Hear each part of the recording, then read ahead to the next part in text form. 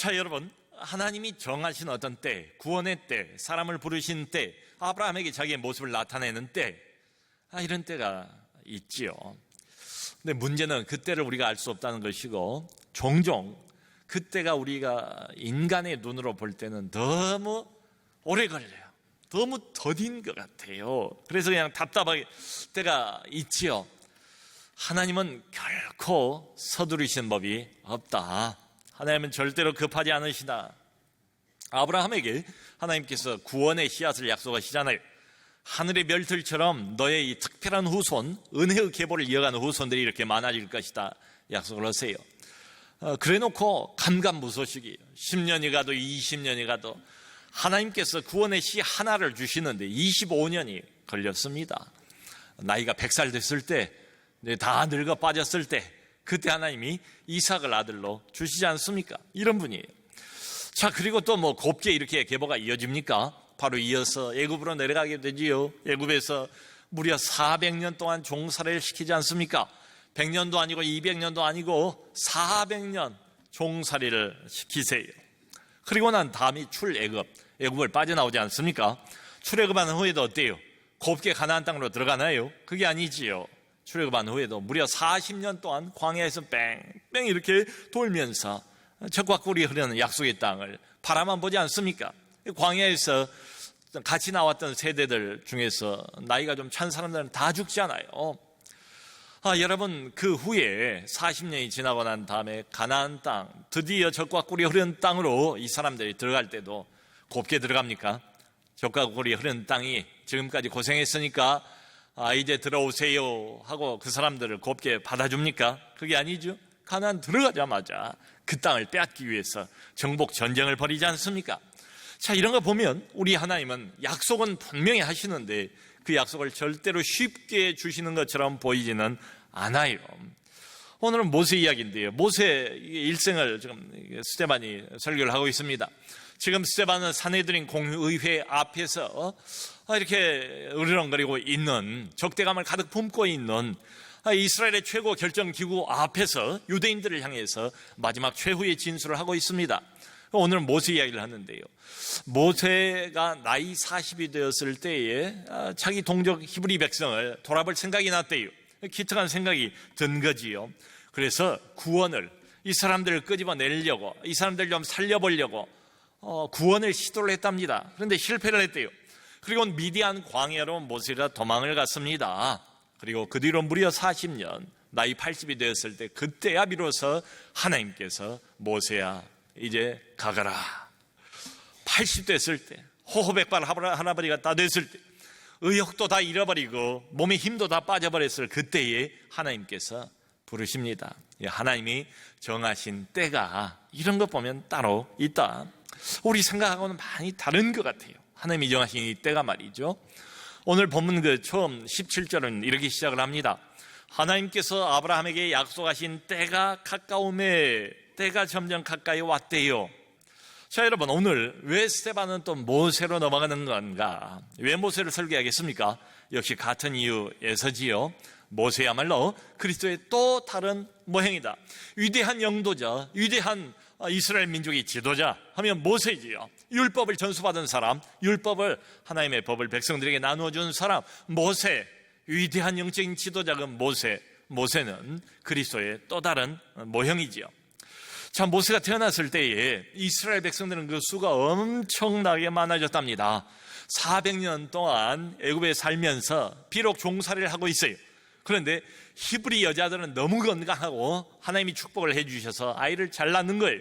애굽 사람들하고 비교할 정도가 아니에요. 그래서 나중에 출애굽할 당시에는 이스라엘 사람들 남자들만 무려 60만 정도가 됐다고 하지 않습니까?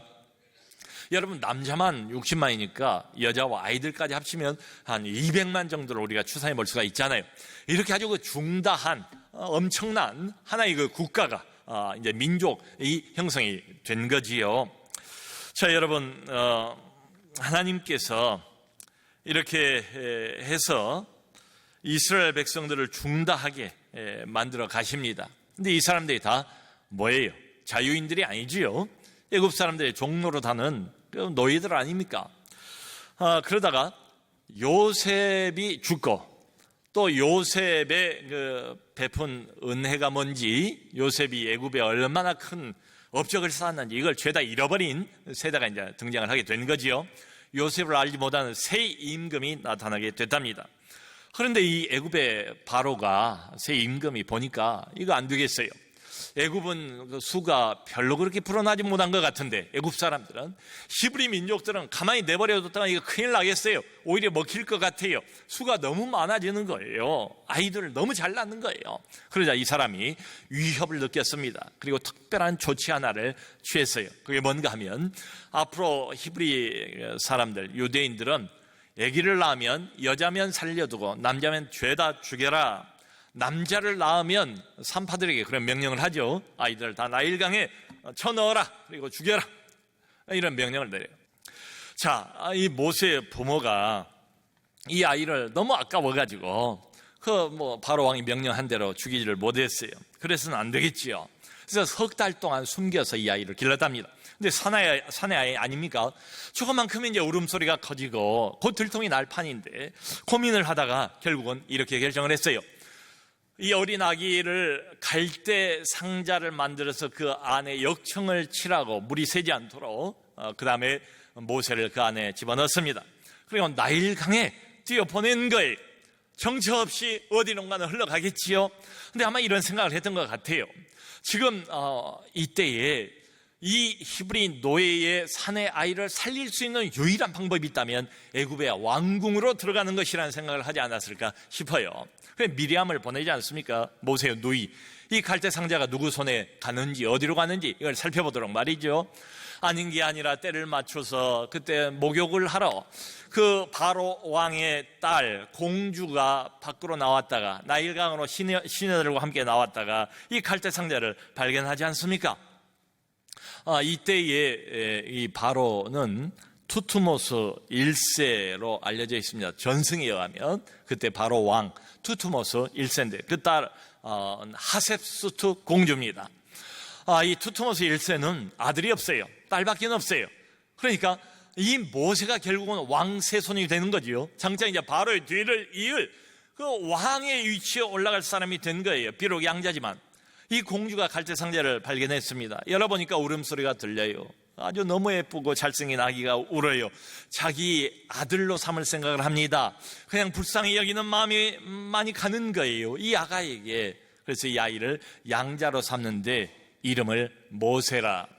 이집트 말로 모세는 물에서 건져냈다는 뜻입니다. 그 이후로 약 40년 동안 모세는 애굽의 왕궁에서 자라게 됩니다. 여기 나와 있는 것처럼 애굽의 모든 학문과 모든 지혜를 모세가 다 몸에 익혔다고 하지 않습니까? 그리고는 결국은 나중에 말과 행동에서 애굽 전역에서 가장 뛰어난 인물이 됐다는 겁니다. 출중한 이런 능력이 있는 사람이 됐다는 거예요. 자, 여러분 한번 생각해 봅시다. 도대체 어떻게 히브리 노예의 아이에게 이런 일이 일어날 수가 있겠는가? 그저 낳자마자 나일강에 처박혀서 죽음을 모면할 수가 없는 그런 운명이었던 아이, 노예로 살아갈 수밖에 없는 그런 운명을 타고난 아이. 근데 어떻게 해서 40년을 왕궁에서 이렇게 자라게 됐단 말인가? 여러분, 하나님이 주목하셨다는 것입니다. 하나님 보시기에 아름다웠다. 모세를 구원자로 삼으시려고 처음부터 계획하셨고, 모세의 인생 스토리를 사실은 모세가 아니라 하나님 자신이 앞장서서 끌어가고 계셨다. 하나님의 섭리입니다. 하나님의 인도하심입니다. 자, 그러므로 여러분, 우리가 생각할 수 있는 것은 이것입니다. 우리 눈으로 볼 때는 그야말로 우연인 것처럼 보이는 일이지만 하나님께서 사실은 처음부터 계획하고 있었다. 하나님이 섬세하게 하나를 생각해 보면 어느 것 하나도 이 틀에 끼워 맞춰지지 않으면 이런 사건이 일어날 리가 없어요. 하나님이 다 퍼즐 조각 끼워 맞추는 것처럼 섬세하게 끼워 맞추고 그렇게 이끌어 가시고 준비를 하셨다. 모세의 부모를 준비하셨습니다. 모세가 들어간 갈대 상자를 준비하셨지요. 애굽의 공주를 준비하셨죠. 그리고 왕궁을 준비를 하시지 않았겠습니까? 여러분 보세요. 하나님은 구원을 위해서 이 모든 것을 다 준비하시고 모든 환경을 우리 하나님께서는 다 활용하셨다. 우리 눈으로 볼 때는 인간적으로 생각을 해보면 대단히 열악한 환경이에요. 이 아이는 죽을 수밖에 없는 운명이에요. 여러분, 목숨이 경각에 달려있지 않습니까? 위기 중에 위기 아닙니까? 사면초가의 상황이라고 볼 수도 있지요. 그런데 이런 한번 가정을 해보면 좋을 것 같아요. 만일에 이 바로 왕이 어린 아기들, 히브리 노예들의 아기를 죽이지 않았더라면 어떻게 됐을까요? 갈대상자가 필요가 없었겠지요.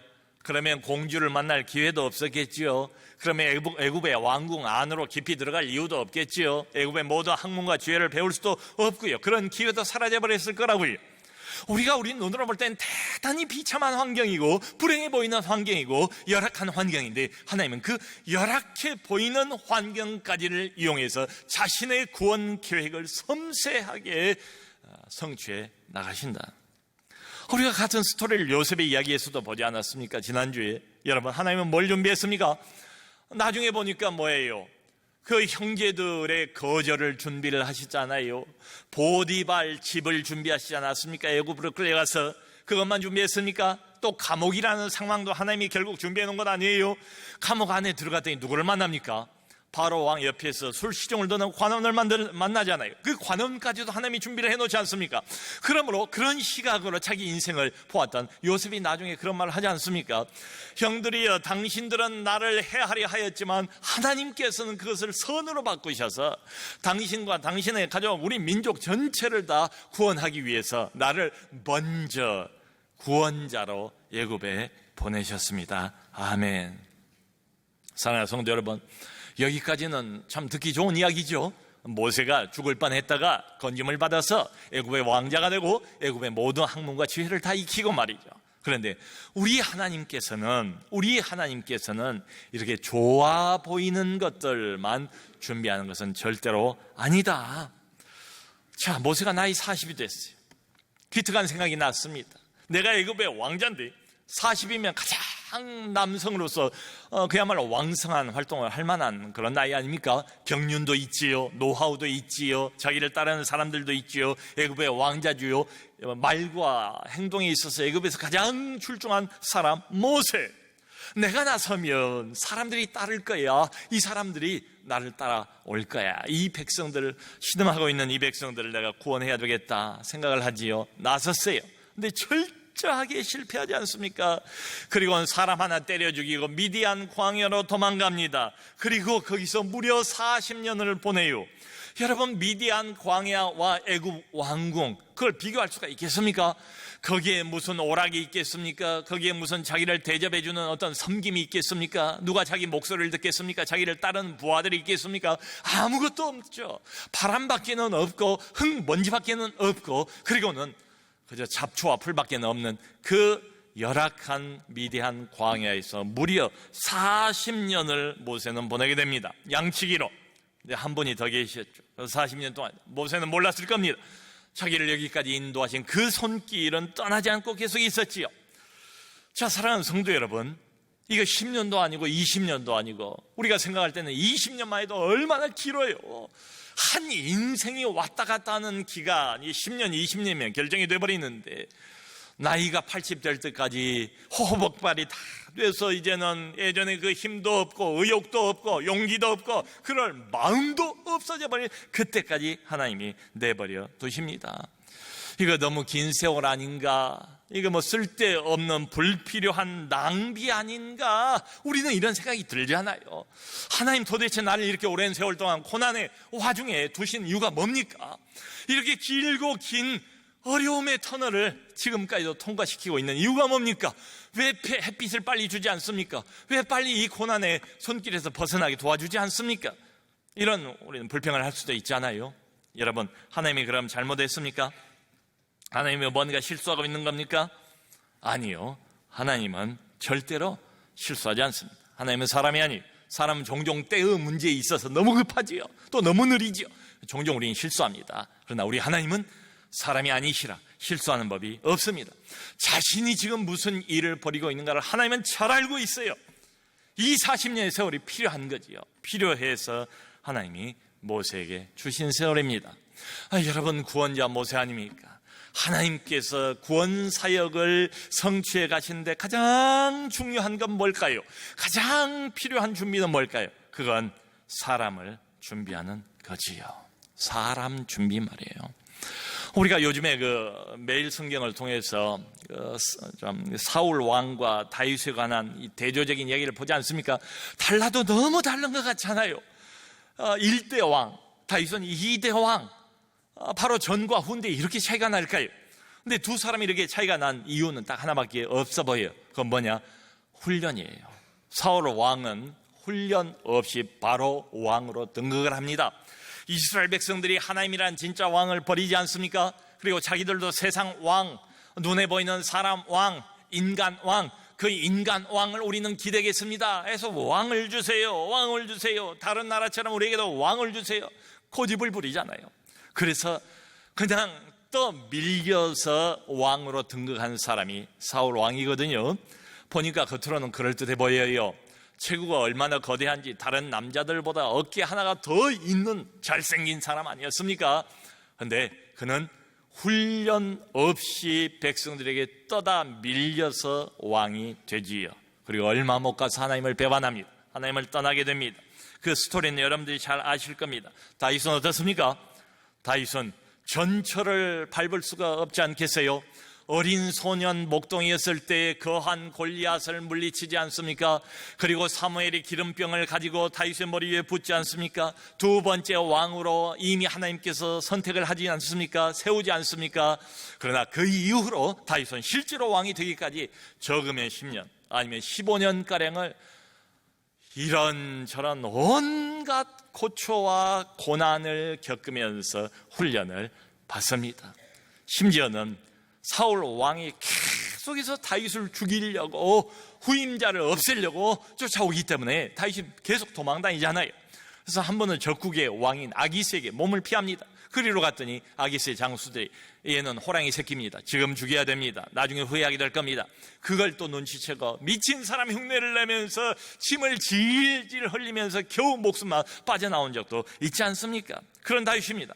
자, 그런데요, 그 다윗이 그렇게 어려운 고난의 과정들을 걸어가면서 하나님 앞에 불렀던 노래가 시편에 기록이 되어 있는데요, 참 기가 막힌 시편들이 많습니다. 그 중에서 시편 57편을 보면 이렇게 설명이 되어 있어요. 다윗이 사울을 피해서 굴 속에 숨어 있을 때 지은 노래. 사울이 수천 명을 풀어가지고 다윗을 이잡듯이 뒤집는 경우가 한두 번이 아니었잖아요. 다윗이 그걸 피해서 이제 숨어 있습니다. 사울과 군사들이 창과 칼을 번쩍거리며 자기를 잡으러 오는 것을 보는 거예요. 그걸 뻔히 보면서 다윗이 지은 시라는 거예요. 거기 10절을 보면 이렇게 되어 있습니다. 주의 인자는 커서 하늘에 미치고 주의 진리는 궁창에 이르나이다. 여러분, 이 노래가 이해가 됩니까? 지금 어떤 상황인지 이 사람 모르는 겁니까? 이게 현실 감각이 없는 이런 사람인가요? 이게 웬 노래입니까? 지금 이런 상황에, 사면 초가의 상황에 기름은 이미 진작에 부어놓고 이렇게 몰려 있는데 그 상황 속에서 칼과 단창이 자기를 잡으러 죽이려고 올라오고 있는 것을 뻔히 보면서 주의 인자는 커서 하늘에 미치고 주의 진리는 궁창에 이르나이다. 어떻게 해서 이런 시가 나오냐고요. 한술 더 뜨는 것은 11절입니다. 이 마지막 절 11절에서는 이렇게 노래하고 있어요. 하나님이여, 주는 하늘 위에 높이 들리시며 주의 영광은 온 세계 위에 높아지기를 원하나이다. 하나님이여, 하나님이여, 주는 하늘 위에 높이 들리시며 주의 영광은 온 세계 위에 높아지기를 원하나이다. 조금 있다가 죽을지도 모르는 사람이 수천 명의 군사가 이렇게 밀집해서 에워싸가지고 자기를 그냥 쥐잡듯이 잡아버리면 자기 인생도 자기의 두 번째 왕이고 뭐고 다 소용없는 것 아니에요? 거기서 다 종지부 찍는 것 아니에요? 지금 도대체 무슨 배짱으로 주의 영광이 온 세계 위에 높아지기를 원하나이다. 자기를 이 모양 이 꼴로 몰아넣고 고난의 골짜기에서 결코 끄집어내지 않는 그 하나님, 원망할 법도 하고 따져볼 법도 하고 불평 한마디라도 할 수 있을 텐데 다윗은 그러지 않습니다. 여러분, 이해가 갑니까? 이게 바로 다윗의 영성입니다. 훈련의 결과입니다. 사울의 칼날을 봐요. 그런데 그것을 보지 않습니다. 오히려 하나님의 영광에 취해 있는 다윗, 창과 칼과 원수를 바라보는 것이 아니라 어떤 환경에서든지 하나님을 놓치지 않고 있는 하나님의 사람 다윗 아니겠습니까? 훈련이 필요해요. 여러분, 나이 40에 한참 왕성할 때 모세는 구원자 역할을 자처를 하죠. 이게 모세의 자기인식이었어요. 내가 애굽의 왕자고 힘도 있고 권세도 있고, 그리고 애굽의 모든 지혜와 학문을 내가 다 익혔고, 그러므로 내가 이걸 잘 이용해서 내가 나서면 히브리인들이 나를 따라와 줄 거야. 이게 모세가 갖고 있는 생각이었습니다. 얼마나 참 생각해보면 기특한 생각입니까? 애굽의 왕자로서, 왕의 자리가 보장이 되어 있는 사람으로서 이 모든 부귀영화를 다 내려놓은 것 아닙니까? 안일하게 즐기면서 세상을 살 수도 있는데 그거 포기한 것 아닙니까? 그야말로 미랄영신 아닙니까? 자기를 희생하겠다는 것 아닙니까? 그리고 발벗고 나서서 고생하는 민족을 구원하겠다고 나선 거예요. 히브리서 11장 보면 모세의 이런 행위에 대해서 그 믿음의 사람으로 칭찬하는 장면이 나오죠. 모세가 애굽의 왕자로서 왕궁에서 낙을 누리려고 하지 않고 오히려 하나님의 백성과 고난받는 것을 더 좋아했다. 이는 그가 상주심을 바라보았기 때문이다. 아멘. 여러분, 거룩한 희생정신 좋습니다. 대단한 결심 좋습니다. 다 좋습니다. 그런데 한 가지가 부족해요. 하나님의 때가 아직 되질 않은 거예요. 하나님이 정식으로 그를 부르질 않았습니다. 하나님을 본격적으로 만나본 적이 없는 사람이에요. 구원자로 나섰지만 그건 자기 인식일 뿐이에요. 자기 생각일 뿐이에요. 그리고 철저하게 실패합니다. 그 어떤 가수가 이런 말을 하더라고요. 참 인상적이었습니다. 가수는 노래를 잘해야 하잖아요. 가수가 이런 확신이 있어야 된대요. 무대에 서서 대중들을 상대하지 않습니까? 무대에 서려면 내가 가장 최고다. 적어도 자기 노래에 대해서는 내가 이 세상에서 가장 노래를 잘 부르는 사람이라는 자신감이 필수래요. 근데 그 자신감이 이 영적인 영역에서는 통하지를 않는 거예요. 완전히 다른 영역입니다. 세상 영역과 영적인 영역, 하나님의 영역, 구원자로서의 갖춰야 할 조건이 전혀 다른 거예요. 여러분, 모세를 날 때부터 하나님이 정하지 않았습니까? 결국은 모세를 통해서 하나님이 끄집어내지 않습니까? 이스라엘 백성들을. 하나님의 지팡이 맞아요. 하나님이 사용하실 겁니다. 그런데 이 상태로는 아닌 거예요. 우선 변화가 필요해요. 그 모세가 이스라엘 백성들을 끄집어낼 때에 손에 지팡이를 들고 온갖 기적을 다 행하지 않습니까? 모세가 지팡이를 나일 강물에 담그면 나일 강물이 피피치로 다 물들고 말이죠. 모세의 지팡이, 하나님의 지팡이입니다. 그러니까 모세는 우선 하나님의 손에 들린 하나님의 지팡이가 되어야지요. 하나님이 편하게 사용할 수 있는 지팡이가 되어야죠. 하나님은 이쪽을 가자 하는데 지팡이가 저쪽을 가자고 하고, 하나님이 마음대로 사용할 수 없는 불편한 지팡이가 되면 되겠습니까? 그러므로 모세는 하나님의 지팡이가 되기 위해서 자기 신뢰를 내려놓아야지요. 자기 신뢰가 100%였는데 하나님이 누군지 모르는 상태였는데 40년 훈련을 받고는 그게 거꾸로 되지 않습니까? 자기 신뢰, 하나님에 대한 신뢰는 100%, 자기 신뢰는 제로 베이스로 사라져버리는 것, 그걸 위해서 40년이 필요합니다. 여러분, 간단해요. 그런데 이 한 가지 사실이 하나님의 손에 붙들린 사역자로서의 사역의 퀄리티를, 사역의 질을 결정해버립니다. 이게 그래서 중요해요. 여러분, 하나님은 절대로 손해 볼 일을 하지 않습니다. 하나님은 자기가 무슨 일을 벌이고 있는가를 아세요. 무엇이 중요한가를 다 아세요. 모세가 구원하는 겁니까? 아니지요. 모세를 통해서 하나님이 하신 일 아니겠어요? 그래서 40년 곱하기 365일 14,600일이 더 필요한 거예요. 우리가 생각할 때는 한숨이 나오죠. 너무 요원해 보이지 않습니까? 너무 하나님이 길지 않습니까? 20년이면 족하지 않을까요? 아니 30년이면 충분하지 않겠습니까? 아니 우리는 그렇게 요구할 수 없어요. 하나님이 알아서 정하신대요. 나는 이 고난의 세월 빨리 모면하고 싶지요. 불평불만도 같지요. 그런데 하나님이 아세요. 언제까지 이 고난이 필요한지를 말이죠. 한 가지 분명한 것은 이것입니다. 절대로 이 40년이 쓸데없는 세월이 아니다. 낭비가 아니다. 반드시 거쳐야 하는 과정이다. 너도 나도 모세도 그 누구도 자동적으로 하나님의 사람이 될 수 있는 사람은 없다. 내버려두고 어렵고 힘든 고난의 훈련을 맞닥뜨려서 그 훈련을 통과하지 않고도 하나님 손에 편리하게 사로잡혀서 사용될 수 있는 하나님의 사역자 될 수 있는 사람은 아무도 없다.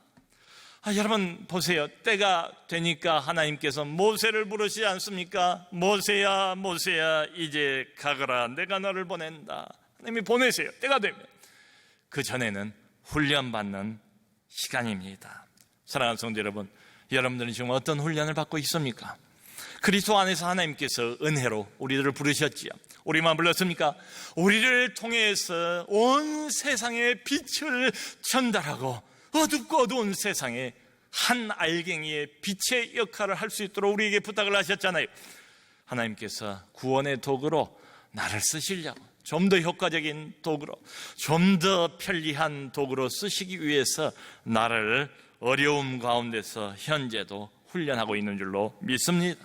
현재의 고난이 절대로 필요 없는 낭비, 무슨 이런 일을, 하나님 과연 살아계시는 겁니까? 내 이야기에 귀를 기울이는 겁니까?